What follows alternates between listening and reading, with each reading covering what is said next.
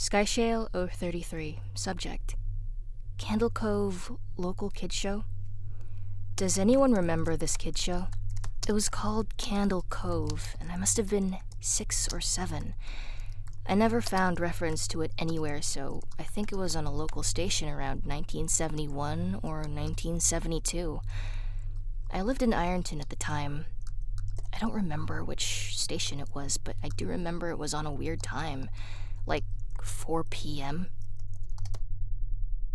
Mike Painter, 65, subject reply. It seems really familiar to me. I grew up outside of Ashland and was 9 years old in 72. Candle Cove. Was it about pirates? I remember a pirate marionette at the mouth of a cave talking to a little girl. Skyshale 033, subject reply. Yes! Okay, I'm not crazy. I remember Pirate Percy. I was always kind of scared of him. He looked like he was built from parts of other dolls, real low budget. His head was an old porcelain baby doll. Looked like an antique that didn't belong on the body. I don't remember what station this was. I don't think it was WTSF, though. Jaren 2005, subject reply. Sorry to resurrect this old thread, but I know exactly what show you mean, Skyshale. I think Candle Cove ran for only a couple months in 71, not 72.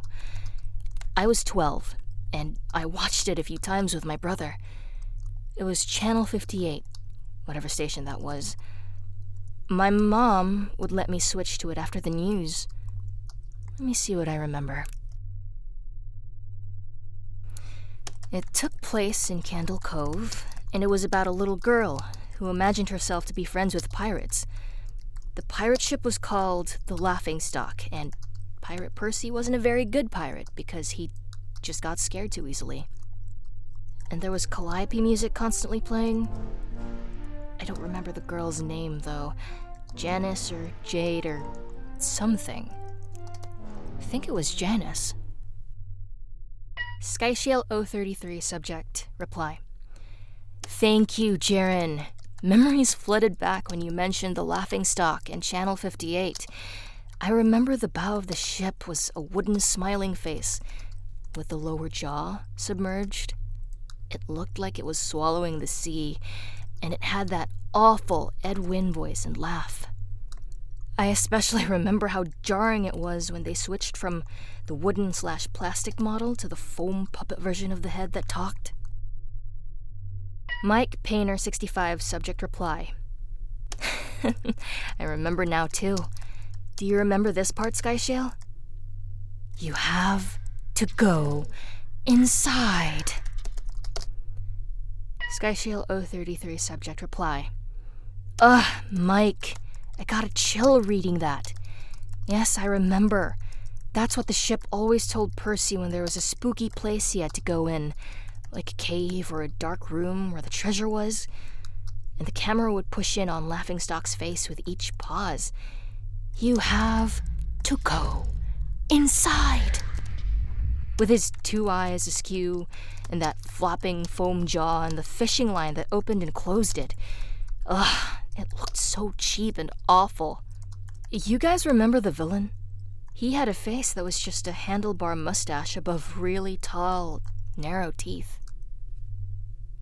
Kevin Hart, subject reply. I honestly thought the villain was Pirate Percy. I was about 5 when this show was on. Fucking nightmare fuel. Jaren 2005, subject reply. Nah, that wasn't the villain, the puppet with the mustache. That was the villain's sidekick, Horace Horrible. He had a monocle too, but it was on top of the mustache. I used to think that meant he had only one eye. But yeah, the villain was another marionette. The Skin Taker. Wow, I can't believe what they let us watch back then. Kevin Hart, subject reply. Jesus H. Christ, the Skin Taker. What kind of kid show were we watching? I seriously could not look at the screen when the Skin Taker showed up. He just descended out of nowhere with his strings, just to dirty skeleton wearing that brown top hat and cape, and his glass eyes that were too big for his skull, way too big. Christ almighty. Skyshale 033 subject reply. Wasn't his top hat and cloak all sewn up like crazy? Was that supposed to be children's skin? Mike Painter 65 subject reply. Yeah, I think so. I remember his mouth didn't open and close. His jaw just slid back and forth. I remember the little girl said, "Why does your mouth move like that?" And the skin taker didn't look at the girl but at the camera and said, "To grind your skin." Skyshale 033 subject reply. I'm so relieved that other people remember this terrible show. I used to have this awful memory. A bad dream I had where the opening jingle ended. The show faded in from black, and all the characters were there, but the camera was just cutting to each of their faces, and they were just screaming. And the puppets and marionettes were flailing spastically, and just all screaming. The girl was just moaning and crying like she had been through hours of this.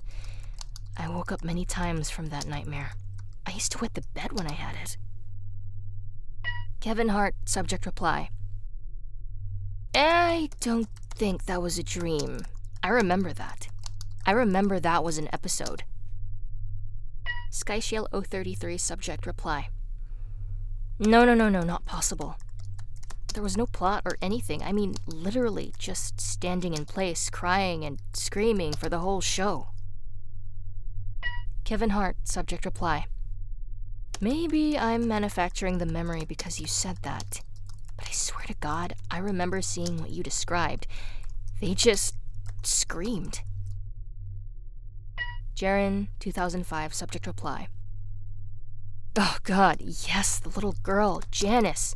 I remember seeing her shake, and the skin taker screaming through his gnashing teeth, his jaw careening so wildly I thought it would come off its wire hinges. I turned it off, and it was the last time I watched. I ran to tell my brother, and we didn't have the courage to turn it back on. Mike Painter, 65. Subject, reply. I visited my mom today at the nursing home. I asked her about when I was little in the early 70s, when I was 8 or 9, and if she remembered a kids' show, Candle Cove. She said she was surprised I could remember that, and I asked why. And she said, "Because I used to think it was so strange that you said, 'I'm gonna go watch Candle Cove now, Mom.' And then you would tune the TV to static and just watch dead air for 30 minutes. You had a big imagination with your little pirate show."